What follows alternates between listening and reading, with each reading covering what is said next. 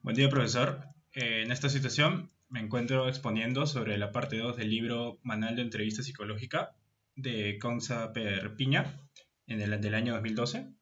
Mi nombre es Marcelo Salazar y empezaré. En esta parte, la parte 2, se exploran los capítulos del 2 al 7. En el capítulo 2, más que nada, se exploran las condiciones previas para realizar una entrevista, por lo que primero se habla sobre la preparación que debe tener esta. Para empezar, se aclara que en una entrevista se comienza antes de que se tenga el entrevistado enfrente y que a su vez termina después de que se retire. Es por eso que se debe dedicar el tiempo necesario para su preparación. Antes de una entrevista es necesario revisar la documentación del cliente, estimar puntos a tratar, escoger instrumentos auxiliares, escoger un formato adecuado y comprobar el funcionamiento de los sistemas de registros y asegurar que no existan interrupciones. Después de la entrevista se debe anotar y formular impresiones, actos de comunicación, además se debe limitar la comunicación solo a la entrevista. Se habla también en el capítulo sobre el contexto de la entrevista. En esta se menciona la comunicación no verbal, la que se denomina proxemia, la cual hace referencia al espacio ambiental y personal en el cual dentro de la proxemia se encuentra el uso del espacio, el cual menciona que en una entrevista se debe llevar a cabo en una sala silenciosa, aislada del exterior, con iluminación y que se debe eliminar toda fuente de distracción. La disposición del mobiliario hace referencia a la utilización de objetos como una mesa de trabajo que pueda acentuar la distancia y recalcar el rol asimétrico. Asimismo, es ideal que se dé en la entrevista que ambas partes se encuentren en el mismo lado manteniendo un distanciamiento prudente, sin obstáculos, y que además se sitúen los asientos en ángulo. Por último, la proxemia se menciona sobre el espacio personal, el cual depende de la demanda de cada persona. Por lo general, en una zona social es de 1 a 3 metros y en una zona pública es de 3,5, controlando así la ansiedad, la agresividad, la hostilidad y todos los demás contextos que se pueden generar, además de evaluar si el contacto físico es necesario. Además, se debe recibir de una manera agradable al entrevistado, pues los primeros momentos marcan pautas para interacciones posteriores. Es por eso que es fundamental generar comodidad, sensación de control, respeto y cooperación. Es por eso que también se menciona que es muy importante generar un buen rapport, pues este se debe tratar de usted, generar una pequeña charla amena, recibirlo en la puerta y sobre todo que la comunicación debe ser clara y sin terminología técnica. Todo debe de registrarse para su posterior interpretación. Por eso es importante elegir el mejor método de registro en función de la entrevista. Algunas opciones pueden ser las notas escritas, los ordenadores personales y las grabaciones audiovisuales. Además, se debe presentar una administración del tiempo. Para esto, la duración de la entrevista debe ser un aproximado de 45 a 50 minutos. Pero sobre todo, se debe tener un buen manejo del tiempo, pues así se nos proporcionará información necesaria para evaluar el comportamiento. Se presentan también actitudes básicas en un entrevistador. Para empezar, la teoría del counseling de Rogers recoge actitudes fundamentales como la ética profesional, la confidencialidad, las relaciones duales y las derivaciones. Además, se presentan los valores sociales, los cuales pueden influir en la interacción. Por último, se encuentra la objetividad emocional, por lo que es importante el manejo adecuado de estas para ajustarse con los objetivos de la entrevista. Pasando al capítulo 3, en este se nos habla sobre la comunicación en la entrevista, la cual es uno de los pilares básicos para esta. Se clarifica que la comunicación implica una relación bidireccional y recíproca, además de exponer sus elementos, los cuales serían el emisor, el receptor, el mensaje, el código, el contexto, el ruido, los filtros y la retroalimentación. Aún así, el problema de la comunicación dentro de la entrevista consiste más que nada en transmitir el mensaje. La comunicación no solo es un intercambio de mensaje en sí, es una construcción de significado. Es por eso que se presentan propiedades de la naturaleza axiomática. Por eso se presentan los siguientes axiomas de la comunicación, los cuales son 5. El primero, es imposible no comunicar. En una interacción, toda conducta tiene un valor de mensaje, hablar o callar tiene igual el valor de mensaje. La segunda sería, toda comunicación tiene un nivel de contenido y un nivel relacional. La tercera sería, la naturaleza de una relación depende de la secuencia de puntuación de las comunicaciones establecidas por los comunicantes. La cuarta, los seres humanos se comunican digital y analógicamente. Y la quinta, todos los intercambios comunicativos son simétricos o complementarios, según se basen en la igualdad o la diferencia. Luego de eso, hablamos más sobre la comunicación verbal, la cual se basa en la estructura y la semántica, porque logra que la frase aporte un mensaje adicional. Además, el lenguaje presenta una sintaxis precisa, pero una semántica ambigua. Hay que saber preguntar y saber suscitar información verbal al entrevistado. La estrategia es fundamental. Hay que generar preguntas cerradas o abiertas y contestar desde una perspectiva. La comunicación verbal se basa en el 60% de la información que interpreta el receptor, la cual es de tipo emocional y prescindible para conseguir un buen rapport. Presenta tres categorías: la kinésica, en la cual se refiere al movimiento corporal; la parilingüística, la cual se refiere a la manera de hablar; y la proxémica, que es más que nada el uso del espacio personal. Además, se mencionan los componentes más importantes de la entrevista, los cuales son las expresiones faciales, los ojos y la mirada, además de la postura corporal, los gestos, la distancia interpersonal y la respiración. Se presentan además maneras de relacionar el lenguaje verbal con el no verbal. Dentro de estas está la repetición, la cual es transmitir la misma información; la contradicción, que es más que nada cuando se oponen, se toma como válido el no verbal; la sustitución es en la cual la verbal ocupa el lugar del mensaje lingüístico; la complementación, en la cual una conducta no verbal complementa una verbal; la acentuación, en la cual se enfatizan los mensajes no verbales; y la regulación, en la cual la comunicación no verbal regula el flujo de la conversación.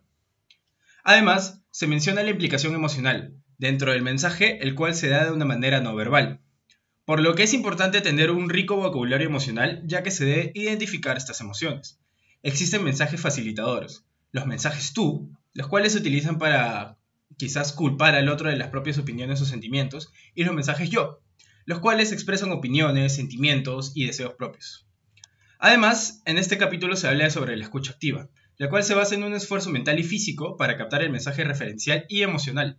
Como objetivos, tiene establecer un buen rapport, una relación de confianza, y ayudar al que el entrevistado comente, pero sin dificultades. Además, también busca la mejora de la comprensión y la exploración.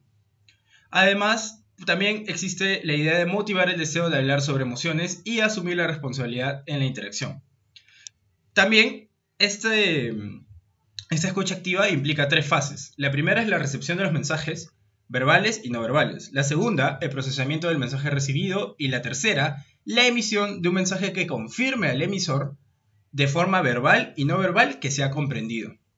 Además, tenemos que las barreras de la comunicación son inherentes. Dentro de la comunicación se puede producir un arco de distorsión entre lo que el emisor cree que está diciendo y lo que en realidad dice, o lo que oye el receptor, o lo que el receptor piensa que oye, o lo que el receptor dice que ha entendido, y lo que el emisor piensa que el receptor ha dicho que ha entendido. Dentro de todo esto, de todo este proceso, existe una pérdida de información, y tenemos como posibles fuentes de distorsión, por ejemplo, en el emisor, la poca información, el desconocimiento, la inseguridad, la comunicación verbal y no verbal inapropiada, y la deficiente empatía. En el mensaje podemos encontrar la desestructuración, el incomplemento, el inoportuno y el excesivo. En el receptor podemos encontrar que no estar atento, no estar motivado para hablar, estereotipos y efecto de halo. Ya pasando al capítulo 4, este más que nada se basa en las técnicas de comunicación no verbal. Para empezar, se encuentran las técnicas no directivas o de escucha, las cuales favorecen el establecimiento de rapport y facilitan la comprensión del entrevistado. Dentro de estas técnicas encontramos a la paráfrasis o el reflejo de contenido. En esta se repite el contenido cognitivo del mensaje, lo cual se realiza para transmitir lo que hemos entendido el significado central y facilitar la ordenación del pensamiento. Además, esto incrementa el rapport. Se sugiere introducir palabras claves para el entrevistado. Tenemos la segunda, que sería el reflejo. Esta más que nada busca enfatizar las emociones que se expresan de forma directa en el mensaje. Tiene como objetivo permitir la comunicación con el entrevistado y facilitar el conocimiento emocional. Se recomienda para esta técnica no emplear demasiados reflejos y utilizar más que nada la paráfrasis para asociar emociones y razón. También tenemos el resumen, el cual nos ofrece una síntesis subrayando aspectos cognitivos y emocionales. El objetivo de este es demostrar que se entiende, además de enlazar y ordenar aspectos tratados. Para esto se recomienda realizarlo al inicio, durante o al finalizar la entrevista, además de optar una aproximación de colaboración. También tenemos la clarificación, la cual consiste en comprobar que se entendió el mensaje. Además implica admitir que estamos confusos. Su objetivo más que nada es aclarar el mensaje y se recomienda emplearla cuando se presenta información confusa. La autorrevelación, la cual es otra estrategia, es más que nada una estrategia compleja y flexible que genera una revelación por parte del entrevistado sobre la información demográfica o experiencias personales. Tiene como objetivo facilitar la conexión y aumentar la empatía, y se recomienda usarlo limitadamente. Por último tenemos la inmediatez, la cual consiste en describir qué está ocurriendo en un determinado momento con respecto a la relación de ambos. Su objetivo, más que nada, es proporcionar una retroalimentación sobre un momento concreto y se recomienda limitarse a describir lo que ocurre en ese momento. Luego de esto tenemos las técnicas directivas o de influencia, las cuales son más que nada de intervención verbal que ejerce influencia sobre el entrevistado. Se dan respuestas activas del entrevistador y su empleo es más complejo que las no directivas. Además, se dan después de generar el rapport. Para esto tenemos la indagación o sondeo, las cuales se realizan las preguntas de dos categorías, abiertas y cerradas. Y se recomienda evitar preguntas abiertas, encerradas, la extensión excesiva, hacer uso responsable de las preguntas, preparar enunciados y evitar muchas preguntas a la vez. Luego tenemos la interpretación, la cual es una intervención verbal que identifica conductas, patrones, objetivos y sentimientos que están implícitos en el mensaje. Sus objetivos son reforzar la autorrevelación y la credibilidad para identificar los patrones. Además, se recomienda prudencia y no hacer interpretaciones absolutas. Luego tenemos el encuadre, el cual se basa en que el entrevistado vea el mundo de manera diferente y más adaptativo, generando nuevos modos de enfoque y posibilidades. Tiene como objetivo motivar el comprender los objetivos del tratamiento y entender la conducta de la otra persona. Además tenemos la confrontación, la cual pone en manifiesto contradicciones. Su objetivo, más que nada, es explorar modos diferentes de percibir discrepancias. Se recomienda emplearla solo cuando se dispone de evidencias y ejemplificar. Se puede presentar 4 reacciones del entrevistado ante esta confrontación, que puede ser la negación, la confusión, la aceptación y la falsa aceptación.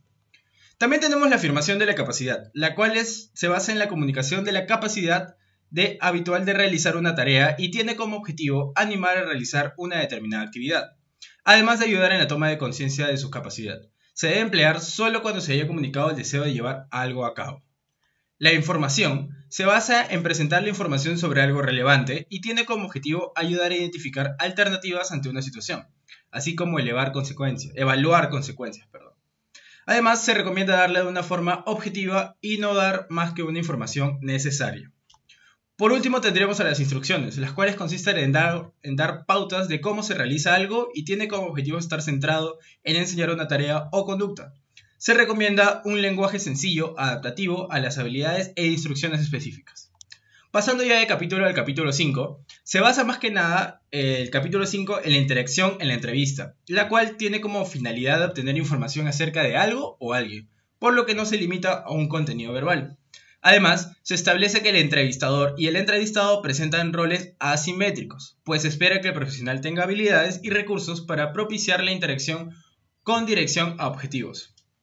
Para esto se mencionan diferentes factores que afectan en la interacción de la entrevista clínica. Para empezar, el contexto hace referencia a que cada entrevista requiere un enfoque diferente de acuerdo a las circunstancias dadas, por lo que el entrevistador debe ser consciente de las posibles barreras, las cuales son 3: el ruido ambiental, la carencia de espacio que propicie la confidencialidad y los diversos elementos que presenta el lugar.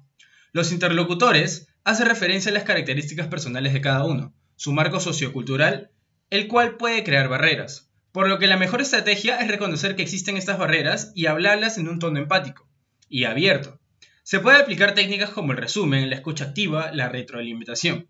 Por último, se mencionan a los factores específicos del entrevistador, los cuales pueden afectar por los sesgos que pueden deformar la percepción y valoración. Estos sesgos son el sesgo confirmatorio, la cual es una tendencia a prestar atención a los datos que confirman nuestra valoración inicial del cliente, el sesgo de primacia, lo cual puede dejarnos llevar por la primera impresión, el efecto halo, el cual es la tendencia a valorar todo el comportamiento en base a la valoración positiva o negativa, y la proyección, la cual es identificarse con el entrevistado.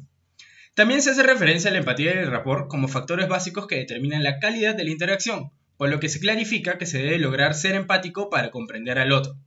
Por lo que entre las habilidades a desarrollar se presentan la tolerancia y la ambigüedad, las cuales se basan en no hacer indiferencias inadecuadas y la disposición abierta a escuchar. Además, hay 2 modalidades de respuesta empática, las de validación, las cuales consisten más que nada en un reflejo en un espejo de sentimientos experiencial y no cambiar la percepción del cliente, y las restringidas al contexto, que sirven para crear una atmósfera protectora y de seguridad. Por último, en este capítulo se hace referencia al rapport, el cual se define como la alianza de una relación de trabajo en la que ambas partes pueden expresar sus sentimientos, pensamientos y dificultades. Además, es un paso necesario para una interacción eficaz. Un alto nivel de rapport se caracteriza por un alto grado de atención mutua y una actitud positiva y calidad elevada. Además, implica que el entrevistador sea consciente de sus propias reacciones y sentimientos hacia el cliente. Ya pasando al penúltimo capítulo tratado en esta parte, en el capítulo 6, más que nada se mencionan las entrevistas como un proceso, por el cual se adentran a sus fases. Si bien cada entrevista es distinta, esta se determina por un proceso de fases por las cuales se atraviesa.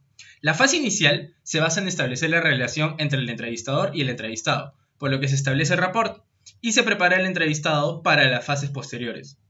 Tiene como objetivos establecer el rapport, reducir la incertidumbre y sondear expectativas. Además, se debe establecer estrategias que ayuden a un correcto contacto con el entrevistado, por lo que hacer preguntas que rompan el hielo son un buen inicio.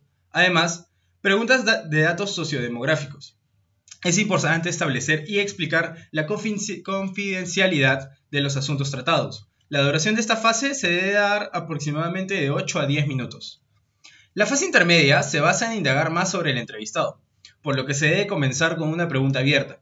Debe presentarse una fluidez en la conversación y observar el lenguaje verbal y no verbal. Tiene como objetivos obtener información relevante y precisa, identificar el problema y elaborar una hipótesis. Para esta fase es importante tener dos habilidades: saber escuchar y saber preguntar, las cuales, ¿en qué se basa? Más que nada en qué preguntar, cuándo preguntarlo y cómo. Además, se puede apoyar en técnicas como agrupar preguntas por áreas temáticas, preguntas abiertas, preguntas cerradas, técnicas de embudo, modular el tono, no realizar preguntas a la vez y evitar los silencios. La duración de toda esta fase media o intermedia tiene un tiempo aproximado de 45 minutos. Ya pasando por último a la fase final, la cual se produce cuando el tiempo ha concluido y se han cubierto todos los objetivos importantes en la sesión. Es importante sobre todo en entrevistas clínicas. Tiene como objetivo resumir lo que se ha visto en toda la entrevista y además de planificar posibles citas, aclarar dudas y despedirse. Esta fase se puede iniciar con un resumen de todo lo tratado y comentar tareas o actividades futuras. Y por último, esta fase tiene un tiempo aproximado de entre 10 a 12 minutos aproximadamente. Ya llegando al último capítulo, en el capítulo 7 se establece la entrevista con niños y adolescentes, por lo que es importante darle importancia al entrevistado, pues cada niño y adolescente presenta peculiaridades. Además, se debe interactuar y comunicar según las necesidades de los niños. Con respecto a la recogida de información previa, es importante preparar las entrevistas en base a la información sobre niños y sus circunstancias. Además de no omitir datos básicos, se debe conocer el nivel de desarrollo y establecer comunicación con los padres, pues de ellos se obtendrá la mayor información. Para establecer estos objetivos se pueden realizar preguntas como ¿quién ha pedido que se realice la entrevista? O ¿qué pretende el entorno conseguir después de esta entrevista? El entorno debe adecuarse al niño, no debe ser en horarios de comida o de sueño. Debe evitarse interrupciones y presentar condiciones físicas en la habitación. Además, se puede disponer de material lúdico para niños, además de que esto facilita el rapport, y la presencia de los padres suele limitarse al mínimo. Con respecto a la comunicación, es importante hacer que el referente de la comunicación no verbal. El entrevistador se sitúe a la misma altura visual, además de alternar el contacto visual y presentar un lenguaje corporal congruente con el mensaje verbal. Por el lado de la comunicación verbal, las preguntas deben contener qué, dónde y quién, pues son más fáciles de entender. Es muy recomendable propiciar una narración libre para evitar un ambiente interrogatorio. Se puede complementar la comunicación no verbal con diálogos imaginativos y dibujos. Algunos aspectos especiales de la interacción hacen también referencia a la importancia del rapport en niños y jóvenes, pues es fundamental para el cambio terapéutico. Es por eso que se debe adoptar actitudes adecuadas para establecerlo y mantenerlo. La actitud adecuada debe presentarse no muy cálida y simpática, y su punto de partida requiere de modestia y convencimiento. Además, la flexibilidad es importante, ya que los niños reaccionan de forma poco productiva a los contextos y métodos rígidos. Como aspectos especiales del proceso, se debe conocer que la entrevista como proceso no debe confundir con una simple distinción de fases cerradas, pues es un proceso en sentido circular que comienza con un saludo inicial. La fase inicial se debe guiar por la presentación del profesional y de los objetivos, la aclaración del marco de la entrevista, la confidencialidad y romper el hielo. La fase intermedia se debe guiar por los objetivos y el contenido, el desarrollo de la entrevista no estructurada. Y la fase de conclusión se basa en la duración de la entrevista y en los objetivos y contenido de esta. Por último, se debe recurrir a otros informantes, pues es importante el contexto, como ya habíamos aclarado antes. Y con el contexto nos referimos al desarrollo psicológico y el bienestar de los menores, además de que los padres suelen ser las figuras más representativas. La entrevista con los padres suele ser realizada de manera conjunta para observar la interacción y aclarar inconsistencias. En caso que sean los padres separados, una entrevista conjunta puede ser no beneficiosa. Es importante aclarar también que los padres son a menudo la mejor fuente de información sobre los hijos. La entrevista con los profesores se puede dar para observar el funcionamiento del niño en situaciones académicas. Y bueno, esto sería todo por esta exposición oral. Muchas gracias.